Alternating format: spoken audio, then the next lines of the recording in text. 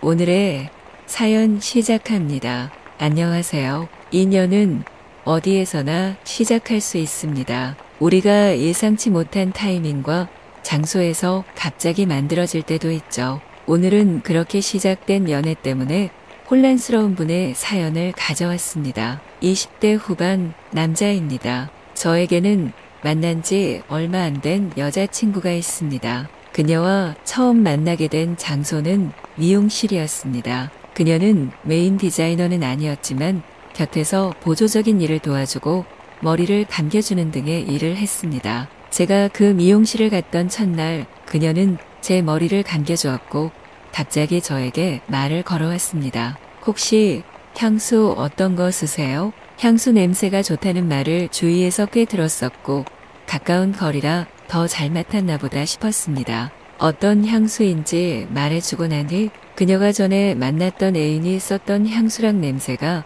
너무 비슷해서 놀랐다며 물어봤다고 하더라고요. 전 남자친구가 썼던 향수랑 제품은 달랬지만 비슷한 향이고 본인 취향이라며 사야겠다 하더군요. 남녀 누가 사용해도 괜찮을 향이긴 했죠. 그렇게 향수를 통해 얘기를 주고받으며 나름 통하는 부분들이 있었습니다. 그날은 그렇게 그녀와의 첫 만남은 끝이 났습니다. 약 한 달 뒤 다시 미용실을 찾았고 그녀가 저를 바로 기억하고 반겨주었습니다. 디자이너 선생님이 자리를 비울 때마다 저에게 와서 말을 친근하게 걸어줬습니다. 솔직히 외모도 이쁘고 날씬하면서 부침성도 좋은 그녀가 다가와 주는 게 싫지 않았습니다. 저에게 먼저 머리하고 어딜 가는지 애인은 있는지 여쭤보더라고요. 없다고 하니 있으신 줄 알았다며 이상형이 어떤지 막 물어보길래 대답해줬습니다. 외모적인 부분이나 성격적인 부분에서 이상형을 말하고 나니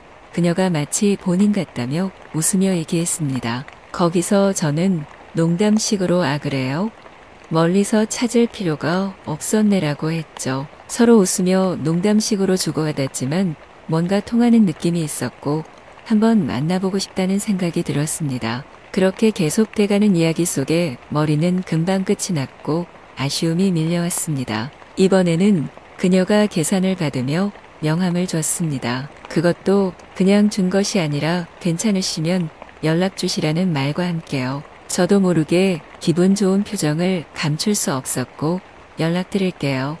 라고 답하며 미용실을 나섰습니다. 집에 돌아오는 길에 내내 그녀의 명함을 바라봤고 오랜만에 느끼는 설렘이었습니다. 바로 연락하기엔 뭔가 좀 그렇고 어차피 한창 일할 시간이라 생각했기에 저녁 시간 이후 연락을 남겼습니다. 기다렸다는 듯 그녀에게선 답이 왔습니다. 그렇게 그녀와의 달달한 분위기 속에 연락을 지속적으로 주고받았죠. 그리고 그녀와 드디어 약속을 잡았습니다. 밥을 먹고 술 한잔 하기로 했죠. 약속 장소에서 본 그녀는 더 이뻐 보였습니다. 그렇게 우린 미용실에서 얘기가 잘 통했던 것처럼 따로 만났을 때도 정말 잘 통하고 재밌는 시간을 보냈습니다. 그녀는 저보다 무려 6살이나 어린 20대 초반이었고 정말 상큼하고 발랄함 그 자체였습니다. 그렇게 우리는 따로 처음 본 그날 3차까지 술을 먹었고 그대로 둘 다 필름이 끊겨버렸습니다. 정신을 차려보니 집이 아니었고 그녀와 저는 단둘이 같은 숙박업소의 숙소에 누워 있었습니다. 옷도 제대로 입지 않은 상태로 말이죠. 문득문득 기억이 떠오르려 했습니다. 3차까지 술을 먹다 이미 중간에 필름은 끊어졌지만 중간마다 남은 기억을 되짚어봤습니다. 한참 술에 취한 우리 둘은 본능적으로 서로에게 더 끌림을 느끼고 이곳에 와 뜨거운 밤을 보내버린 겁니다. 어색해진 분위기가 길어질수록 좋지 않을 것 같았던 저는 그녀에게 말했습니다. 만나볼 생각 있는지 단도직입적으로 물었고 그녀는 잠시 고민에 빠진 모습이었습니다. 하지만 이내 그녀도 결심했다는 듯 좋다며 안겼습니다. 그렇게 우리는 첫날에 같이 잠을 자고 연인이 되었습니다. 그녀가 너무 좋았고 행복한 연애가 계속 이어질 거라 생각했습니다. 그렇게 그녀가 제 여자친구가 된 지 한 달이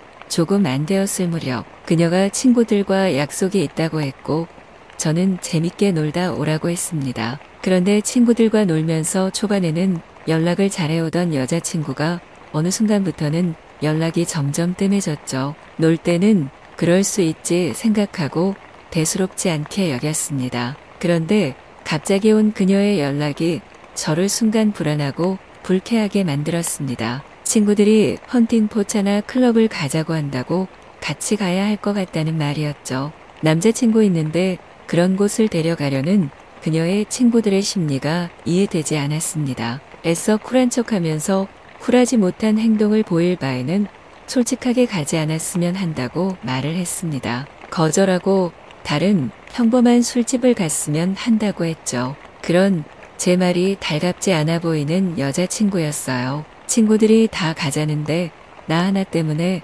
어떻게 그러냐는 반응이더군요. 저는 결국 어쩔 수 없이 그럼 이번 한 번은 다녀오고 다음에는 이런 일이 없었으면 한다 했습니다. 그렇게 여자친구는 친구들과 함께 클럽을 갔고 늦은 새벽까지 놀더라고요. 결국 술에 만취했는지 연락이 끊겼습니다. 불안했던 저는 그녀가 무사히 집에 갈 때까지 기다렸는데 걱정이었죠. 그렇게 다음날 점심시간이 되어서야 그녀에게서 연락이 왔습니다. 어제 술을 너무 먹어서 눈 떠보니 집이었다고 합니다. 처음 있는 일이고 술 먹다 보면 그럴 수 있다 생각은 했기에 다음부턴 조절 잘했으면 한다고 하고 말았습니다. 그렇게 또 얼마 지나지 않아 또 친구들과 약속이 있다던 여자친구는 그날도 과음하고 연락이 끊겼다가 다음날 연락이 되었습니다. 저와도 첫 하루 만에 술을 먹고 필름이 끊겨 잠자리를 가져버렸던 기억이 있기에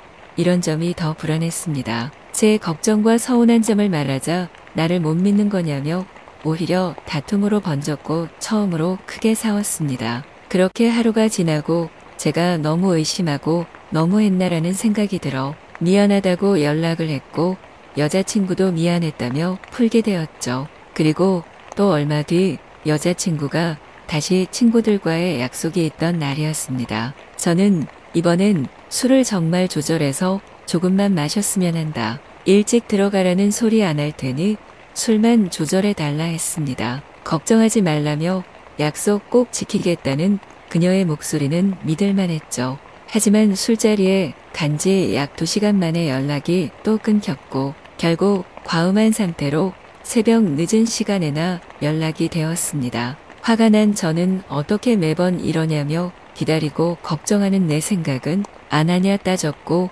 우리 시간 좀 가지자 했습니다. 그러자 술에 취한 그녀는 울고불고 제 집까지 찾아와서는 헤어지자는 말만 하지 말아달라며 매달렸습니다. 그런 그녀를 보자 또 마음이 약해졌고 어느 순간 제가 울고 있는 여자친구를 달래주고 있는 모양새더라고요. 그렇게 다음 주가 되었고 또 친구들과 약속이 있던 그녀는 이번엔 정말 믿어달라며 술을 먹지 않겠다고 했습니다. 저는 이번에는 진짜 약속 지키라며 진지하게 말을 했고 이 정도면 이제 같은 문제가 생기지 않을 거라 믿었습니다. 하지만 그건 제 착각이었습니다. 그녀의 행동은 하나도 달라지지 않았습니다. 오히려 더 심해져 다음날 늦은 시간이 되어서야 연락이 닿았죠. 대체 어디서 무엇을 하며 놀았는지 추측도 되지 않았습니다. 참다 못한 저는 이 만남을 다시 생각해 보기 위해